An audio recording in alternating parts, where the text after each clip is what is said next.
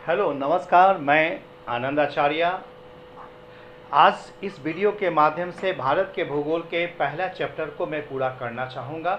खास करके मैंने पिछले वीडियो में मैंने इस बात का उल्लेख किया था कि पीटी परीक्षा को लेकर के मैं एक ऐसी रणनीति को लेकर चला हूँ जिसके तहत है कि मैं कॉन्सेप्ट भी दूंगा, फैक्ट भी दूंगा। हमारा जो मैगजीन जो अराउंड द कॉम्पिटिटिव वर्ल्ड जो आ रहा, उस माध्यम से भी कई पीडीएफ को मैं उपलब्ध करा रहा हूँ। साथ ही साथ हमारा जो वेबसाइट मिशन 50 आईएएस के तहत भी हम काफ़ी ज़्यादा मटेरियल दे रहे हैं, लेकिन एक समझाने की स्थिति को लेकर के, खास करके लॉकडाउन एक, और दूसरा चीज़ जो पटना से बाहर जो छात्र हैं उनके डिमांड को लेकर के मैंने इसे वीडियो को मैं तैयार किया हूं और इसे लगातार आपको देने का प्रयास कर रहा हूं। खासकर ये ध्यान में रखना है कि हमारे ये वीडियो केवल बीपीएससी को लेकर के ही नहीं, यूपीएससी लेकर के भी काफ़ी महत्वपूर्ण होगा, क्योंकि कई तथ्यों का हम इसमें समावेश करें। खैर चलिए, आज एक शुरुआत हो रही है कि संपूर्ण भारत की भूगोल की चर्चा हमने किया था, तो एक शब्द पहले से ही चाहे, सारे जहां से अच्छा हिंदुस्तान हमारा। ये शब्द को अगर विश्व मानचित्र पर अगर भारत को देखेंगे तो आपको लगेगा कि भगवान ने कितना बेहतर तरीके से फुर्सत में भारत के मानचित्र का निर्माण किया। जो चित्र को देखेंगे तो अफ्रीका भी एक शब्द भारत के तरह मिलता जुलता है, एक शब्द ग्रीनलैंड भी मिलता जुलता है, लेकिन जितनी खूबसूरती से जो आधार दिया गया, भारत को आधार दिया गया, सचमुच लगता है कि किसी मानव की ये कल्पना ही हो सकता है, लेकिन अगर किसी की बनावट अगर होगी तो भगवान हो सकते हैं। तो खैर चलिए, हम भारत को लेकर के सबसे पहले चर्चा करेंगे कि भारत का एक समान परिचय, जो आज का विषय जो था, समान परिचय में हम लोग कहते हैं कि भारत क्या है। अगर भारत 1947 के बाद आज़ाद हुआ, भारत में जो संविधान है उस संविधान के तहत कहा जाता है भारत एक राज्यों का संघ है। अनुच्छेद पहला में भारत राज्यों का संघ है, यानी इंडिया शब्द है और भारत शब्द है। जो यूएनओ में हम जो जिस रूप में जो नामाकरण हमारा हुआ, दो ही वर्ड है, काफ़ी ज़्यादा वर्ड है, नामाकरण दो ही है, इंडिया डैट इज भारत। तो शब्द को देखें, इंडिया किससे बना, इसे दो तरह के विचारधारा आता है। एक विचारधारा कहता है कि जेम्स एलेक्जेंडर जो एक लेखक थे और अन्वेषक भी थे, उन्होंने हिंदू शब्द के जगह इंदू शब्द का प्रयोग किया। वही इंदू बाद में अभ्रंश हो करके इंडिया शब्द में परिणत हुआ। दूसरी विचारधारा यह कहती है कि यह एक ग्रीक शब्द है जिसका अर्थ होता है इंडोस, जो फ्रांसीसी प्रभाव के कारण इसी शब्द को इंडो शब्द के नाम से अंग्रेजों ने किया और वही इंडो बाद में इंडे बन गया और यही इंडे के से इंडिया बन गया। तो ये दो विचारधारा खास के इंडिया को लेकर के। लेकिन हमारा शास्त्र इसमें क्या कहता है, तो शास्त्र कहता है कि भारत शब्द प्राचीन काल में था। जैसे आप सब पता है कि भारत के आदि कवि के नाम से सबसे ज़्यादा प्रचलित जो हैं वो महाकवि कालिदास है। कालिदास की एक प्रसिद्ध पुस्तक है अभिज्ञान शाकुंतलम। अभिज्ञान शाकुंतलम की जो कहानी ही है वो कहानी स्पेशली दुष्यंत और शकुंतला के पुत्र प्रेम प्रसंग को लेकर के, और उन्हीं का पुत्र जो भरत होते हैं, तो भरत को लेकर के उन्हीं भरत के नाम पर भारत शब्द का नामकरण हुआ, जिसे इस बात का उल्लेख है। दूसरी चीज़ें हम लोग यहाँ पर एक चीज़ कहते हैं कि अगर इसका साहित्यिक और अभिलेखीय साक्ष्य की ओर चलेंगे तो हम शब्द को देख सकते हैं कि वायु पुराण में भरत शब्द का प्रयोग होता है। जो विजित क्षेत्र, राजा द्वारा जो विजित क्षेत्र, वहाँ सबसे पहले वायु पुराण में शब्द होता है। लेकिन अभिलेखीय साक्ष्य के आधार पर चला जाए तो कलिंग में जो हाथी गुफा अभिलेख जो है, वहाँ पर अभिलेखीय साक्ष्य के तहत भारत शब्द का प्रयोग मिलता है। लेकिन यहाँ एक चीज़ और कहेंगे कि भारत का नाम केवल भारत और इंडिया ही नहीं, अन्य नाम भी है, अब नाम भी है। जैसे सिंधु नदी के कारण और खासकर ईरान के लोग, जो अरब प्रदेश जो प्रदेश के जो या पश्चिमी एशिया के जो लोग थे, सिंधु को ही उन्होंने हिंदू शब्द का प्रयोग किया। जैसे उसका वर्ण को अगर आप अध्ययन करेंगे तो स्पष्ट होगा कि हम लोग जैसे कवर्ग में क ख ग घ अंगा 5 वर्ड का यूज़ करते हैं, लेकिन वो 3 ही करते हैं, क ग अंगा 3 ही करते हैं। दूसरी चीज़ है उसी प्रकार च में भी वो 3 ही करते हैं, हम लोग 5 करते हैं।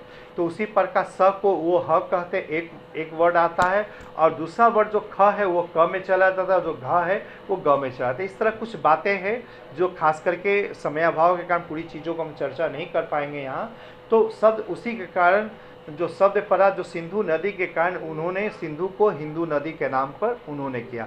लेकिन ध्यान में रखना कि हमारा ऋग्वेद में हमारा शब्द आर्यावर्त के नाम से जाना जाता है। आर्यावर्त यानी आर्यवर्त, आर्य जो एक प्रकार के विचार भी थे, आर्य एक पुरुष भी थे, और एक कहा जाता है कि आर्यों ने ही सबसे पहले भारत में हिंदू संस्कृति का न केवल उत्पत्ति किया बल्कि विकास और प्रसार भी इन्होंने किया।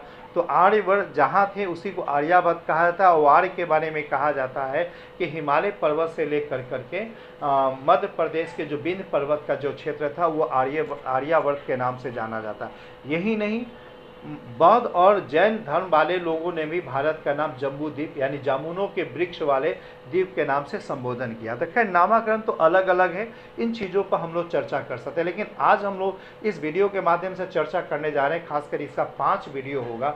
जैसे पिछले वीडियो में मैंने इस बात की चर्चा किया था भारत की अक्षांशीय स्थिति को लेकर के, दूसरा था देशांतरीय स्थिति को लेकर के, तीसरा जो वीडियो जो मैं तैयार किया क्षेत्रफल के दृष्टिकोण से लेकर के, चौथा जो है स्थलीय सीमा, और 5वां जो है वो जलीय सीमा। इस बात को ध्यान में रखें, कई सवाल इसका पूछे जाएंगे और ये सवाल इतना महत्वपूर्ण होगा कि जो बेसिक कॉन्सेप्ट लोग को नहीं जानकारी है हम उसी बेसिक को देने की कोशिश करेंगे। तो सबसे पहले अक्षांशीय आधार पर चलने का कोशिश करेंगे। अक्षांश क्या है भाई? अक्षांशीय स्थिति में देखेंगे भारत 8 डिग्री 4 मिनट नॉर्थ से लेकर के 37 डिग्री 6 मिनट नॉर्थ तक है।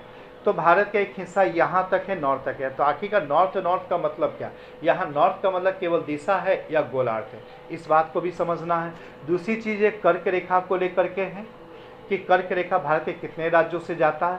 तो सबसे पहले हम आज चर्चा करना चाहेंगे, आप इस वीडियो के माध्यम से आप इसे समझने का प्रयास करें कि आखिरकार अक्षांश क्या है और अक्षांशीय विशेषता क्या है।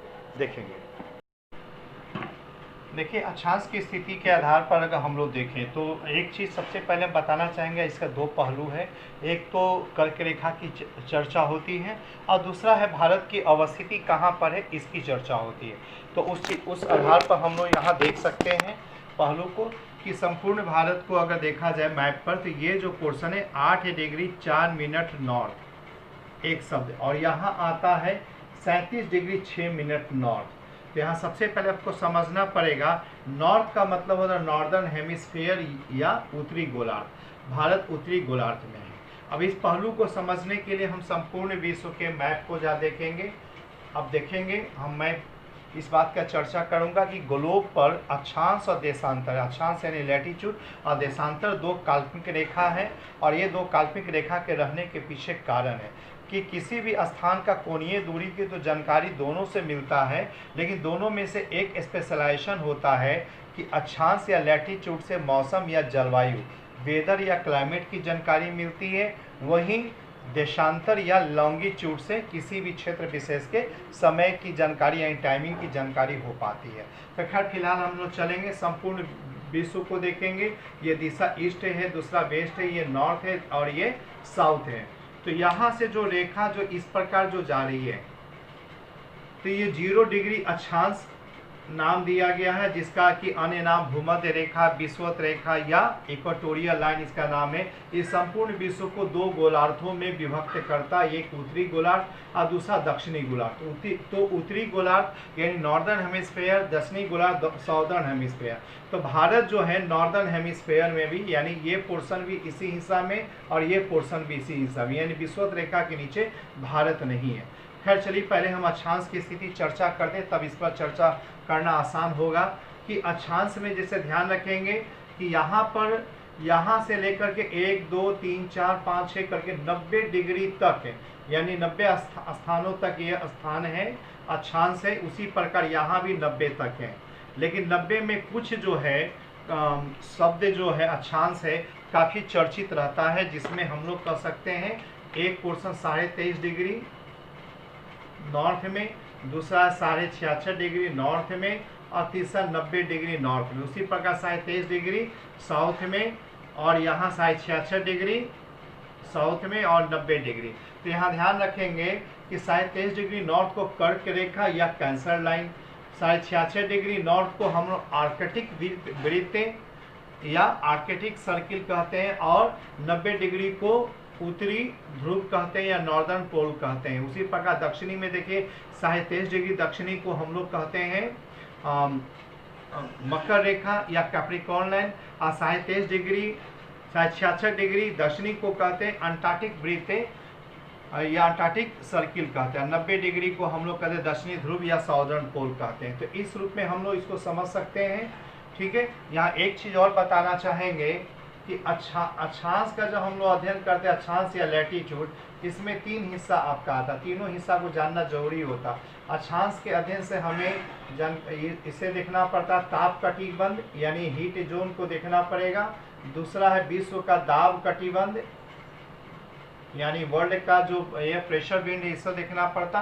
और तीसरा पोर्शन जो है विश्व पवन कटिबंध या प्रणाली, इसको हम लोग कह अस्थायी प्रणाली जो है उसको हम लोग कह सकते हैं। तो इसको हम लोग जब अक्षांश चैप्टर स्पेशल पढ़ाएंगे तो वहाँ पर इस बात की चर्चा करेंगे, जो विश्व इतिहास मतलब विश्व के भूगोल में इस बात की चर्चा होगी।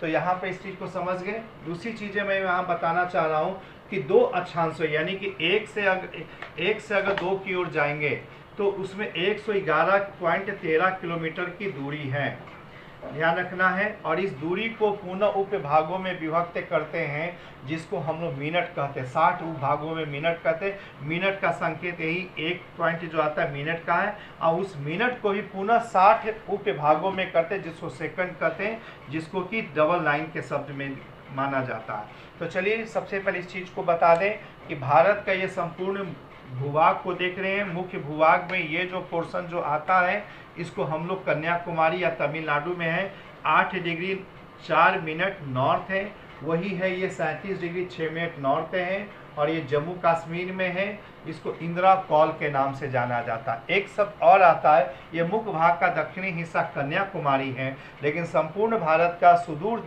दक्षिणी कह दें या सबसे दक्षिणी कह दें तो यहाँ पर देखिए अंडमान निकोबार का ये द्वीप है, यहाँ पर ये ग्रेट निकोबार है।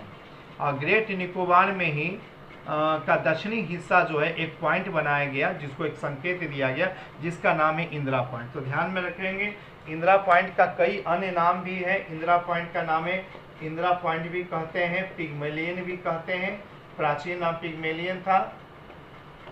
पार्सन पॉइंट भी नाम दिया गया, इसके लाहीचीन पॉइंट भी कहा जाता है इसको। तो ये जो शब्द आता है इंदिरा पॉइंट के बारे में, और 2004 में कहा जाता है इंदिरा पॉइंट डूब गया, डूबा नहीं है, ये पोर्शन धंसा है। इंदिरा पॉइंट जहाँ पे एक संकेत दिया गया वो आज भी स्थान खड़ा। तो ये जो चीज़ें थी आपको स्पेशली जो चर्चा हमने किया अक्षांश को लेकर चर्चा किया है। अब अक्षांश का ही दूसरे हिस्सा जो खास कर्क रेखा को लेकर के है। अब अक्षांश की चर्चा के बाद हम लोग चर्चा करना चाहेंगे खास करके कि जो शब्द जो आ रहा है वो है कर्क रेखा को लेकर के। ये कर्क रेखा पर भी एक अच्छा खासा प्रभाव, कई सवाल आते हैं। कई सवाल अगर यूपीएससी में देखेंगे कर्क रेखा के निकट कौन है। दूसरी चीज़ है 4 शहर का नाम दिया जाएगा, कर्क रेखा का से निकटता को देखा जाता, फिर कर्क रेखा का प्रभाव को रहता। तो ये काफ़ी ज़्यादा सवाल इसे पूछे जाते हैं, इसलिए कर्क रेखा का अध्ययन करना आप लोग के लिए उतना ही महत्वपूर्ण होगा। दूसरी चीज़ है कर्क रेखा से जो दूर रहेगा तो वहाँ गर्मी की स्थिति, दिन का वातावरण की स्थिति क्या हो सकता हम आप समझ सकते हैं। इसके अलावा बिहार के संदर्भ में हम लोग स्पेशली चर्चा करेंगे। बिहार है, उत्तर प्रदेश है, राजस्थान का मैक्सिमम पोर्शन है, पंजाब, हरियाणा, हिमाचल प्रदेश, उत्तराखंड, दिल्ली और हिमाचल प्रदेश और Jammu Kashmir. In section in को देखेंगे कर्क रेखा से काफ़ी उत्तर है। तो यहाँ पर प्रभाव जो है क्या हो सकता है हम इस वीडियो के माध्यम से देखने और समझने का प्रयास करें।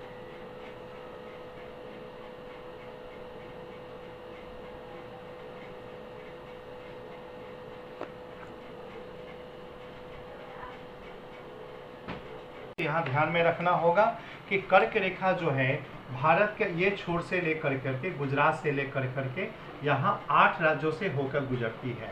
तो 8 राज्य में कौन कौन आता है, इसके भी 3 हिस्से आते हैं। सबसे पहले तो एक हिस्सा बता दें, भारत के 8 राज्य में कौन कौन सा शामिल है। तो यहाँ पर गुजरात है, यहाँ पर राजस्थान है, मध्य प्रदेश है, छत्तीसगढ़ है, झारखंड है, पश्चिम बंगाल है, यहाँ त्रिपुरा है और यहाँ पर एक शब्द है मिजोरम। तो ध्यान रखें गुजरात, राजस्थान, मध्य प्रदेश, छत्तीसगढ़ 4 हो गया। झारखंड 5, पश्चिम बंगाल 6, त्रिपुरा 7 और मिजोरम 8।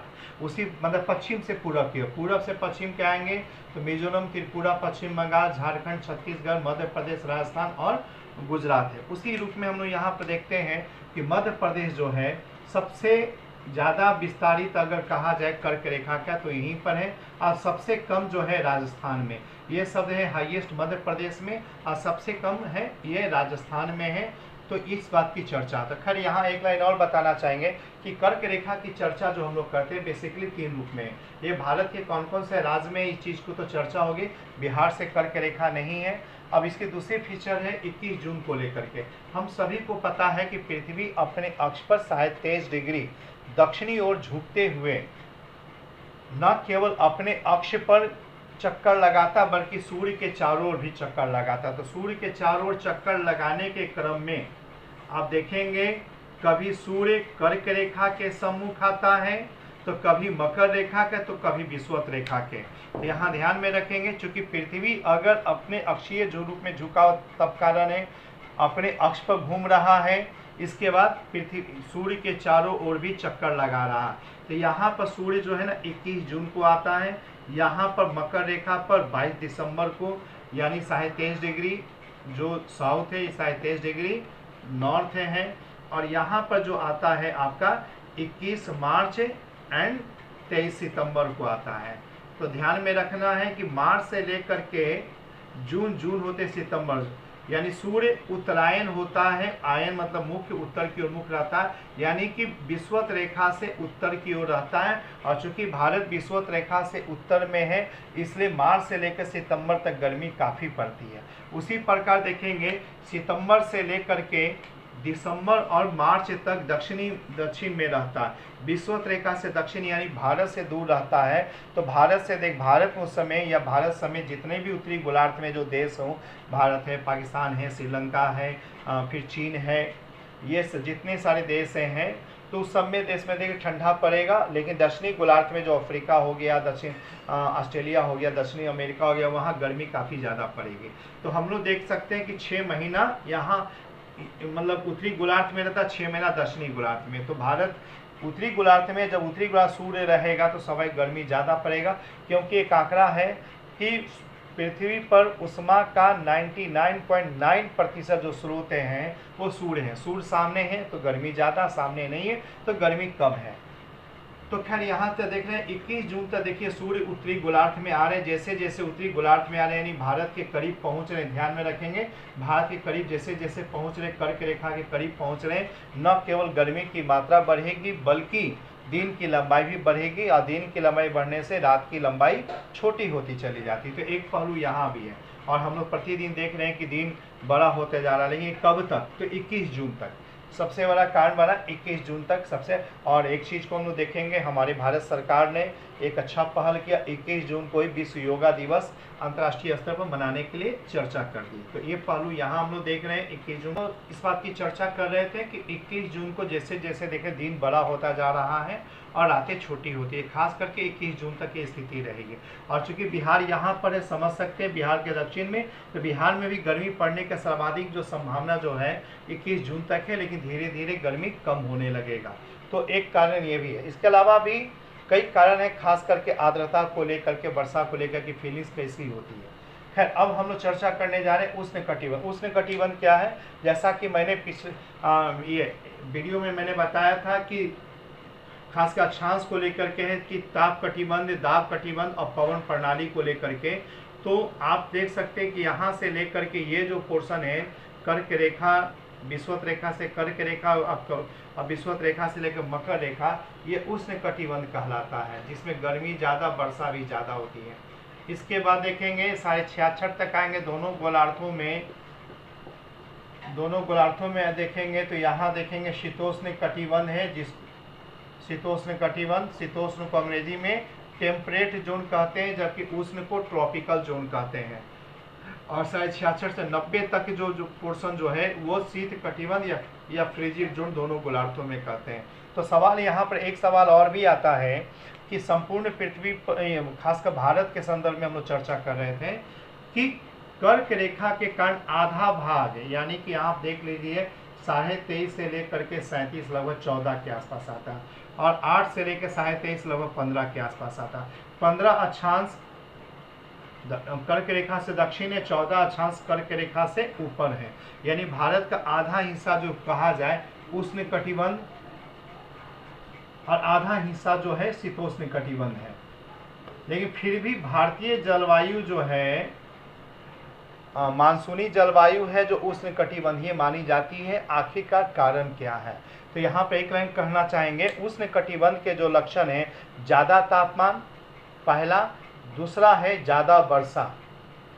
तो उसका कारण क्या है? सबसे बड़ा कारण जो हम लोग महसूस करते हैं, ये कारण है हिमालय पर्वत, जो इस प्रकार है। हिमालय पर्वत 3 प्रकार की भूमिका निभा रहा है जो भारत में ठंडापन नहीं आने दे। साइबेरिया से आने वाली ठंडी हवाओं को भारत में प्रवेश करने से यह हिमालय रोकता, जिससे कि भारत में टेम्परेचर और नीचे जाता, रुक गया, यानी गर्मी पड़ी, एक कारण। दूसरा कारण, यहाँ से जो मानसूनी हवाएं जो जा रही है, तो मानसूनी हवाएं आर्द्रता वाली है, जो हिमालय नहीं रहता तो उत्तरी गोलार्ध में चला जाता, खास के हिमालय को पार करके, जो जाने नहीं दिया, भारत में ही वर्षा करा दिया। ज़्यादा वर्षा उष्ण कटिबंध का लक्षण माना जाता। तीसरा बड़ा कारण है कि हिमालय पर्वत का 2 ढाल है। जैसे इसी चीज़ को मान लीजिए, हिमालय पर्वत है, एक ढाल इधर है, दूसरा ढाल इधर है। सूर्य अगर ये है तो सूर्याभिमुखी, यानी कि टुवार्ड सन, जो ये पोर्शन जो आ रहा है बी भाग, भारत का हिस्सा इसी रूप में आता है। तो भारत का जो हिस्सा है, हिमालय क्षेत्र का जो भारतीय हिस्सा जो सूर्याभिमुखी है, और हिमालय का जो तिब्बती हिस्सा है, चाइनीज हिस्सा है, सूर्य से बहिमुखी दूर है, वहाँ ठंडापन नहीं पड़ा और ये रिफ्लेक्ट होकर ही पड़ा। तो ये कारण खासकर अक्षांश को ये कर्क रेखा को लेकर के था, और यहाँ पर जो चर्चा हम लोग स्पेशली किए हिमालय पर्वत को लेकर के। इन वीडियो के माध्यम से आप सारी चीज़ों को देखे भी हैं, समझे भी हैं। आशा करते हैं कि मेरा ये वीडियो काफ़ी पसंद आया होगा, और हम एक नए प्रयोग के स्तर पर इस वीडियो को मैंने एडिटिंग करवाया है, और हम आपसे एक अपेक्षा कर सकते हैं कि आप एडिटिंग को लेकर के कुछ कमेंट्स या वीडियो की क्वालिटी को लेकर कुछ कमेंट्स अगर आप करते हैं, खास करके नॉलेज के स्तर पर भी कमेंट्स करते हैं, तो हमारे लिए काफ़ी बेहतर होगा। और आज हम इस वीडियो को यहीं पर विराम देना चाहेंगे और कहेंगे नेक्स्ट टाइम आप हमारा देशांतरीय विस्तार के बारे में जानकारी को अवश्य लेने का प्रयास करें। वो आपके लिए काफ़ी महत्वपूर्ण होगा, क्योंकि अक्षांश और देशांतर का अगर आप अध्ययन कर लेते तो बाकी चीज़ फैक्ट्स पर ही आधारित होगा, वो कॉन्सेप्ट पर है। इसलिए नेक्स्ट वीडियो के लिए आप इंतजार के लिए आज के लिए इतना ही। धन्यवाद।